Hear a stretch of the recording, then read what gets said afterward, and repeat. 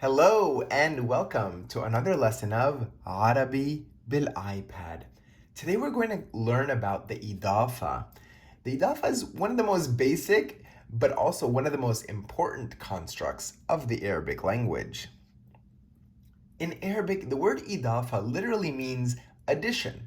That's because grammatically, the Idaafa is used to indicate relationships of possession or belonging between two or more nouns. That sounds a bit intimidating though, doesn't it? Idaafas are actually pretty simple to identify. You'll see them used all over. And by the end of this presentation, you'll be an expert. Let me show you a couple examples of idaafas you may have already come across. Jamaat Florida. This is an idaafa because these are two nouns strung together indicating possession. The University of Florida. Mudirat al-Maktab. Again, we have two nouns strung together indicating possession. The director of the office, or more simply, the office director.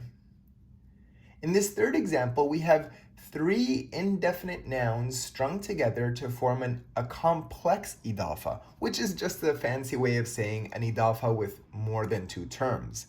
Siyarat, mudir, maktab. The literal translation here is a car of, a director of, an office. That's a mouthful, right?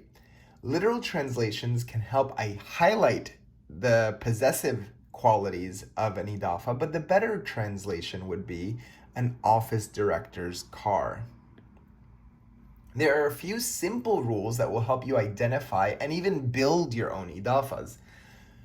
First and foremost, an idaafa must consist of two or more nouns. So if you see an adjective, run away. That is not an idaafa. An idaafa is only consists of nouns.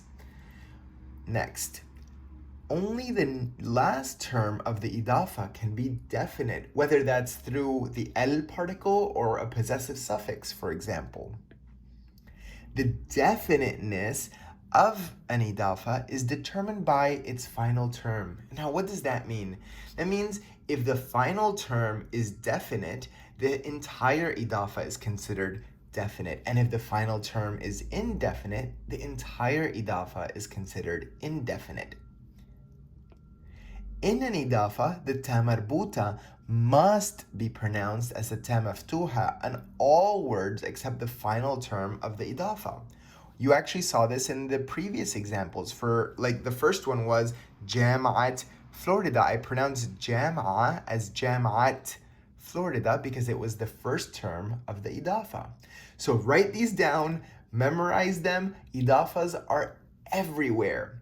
Let's go over some more examples to help hammer these points. This is a great example that ties together a few of the rules we just covered. Raqam telefoni, literally translated the number of my phone, or more simply, my phone number. Is this a definite or indefinite idaafa? Even though the last term does not have the el particle, because it is possessive, it is definite. Think of it this way. This is not just any phone number, this is my phone number. Huwa ibn am walidati, or he is the son of, the uncle of my mother, or more simply, my mother's cousin. Note that huwa is not part of the idaafa, it is the subject of this nominal sentence. Can you spot the idaafa in this sentence? مكتبها مكتب كبير. مكتبها مكتب كبير. Her office is a big office. If you said مكتبها, you're correct. But why is it only مكتبها though?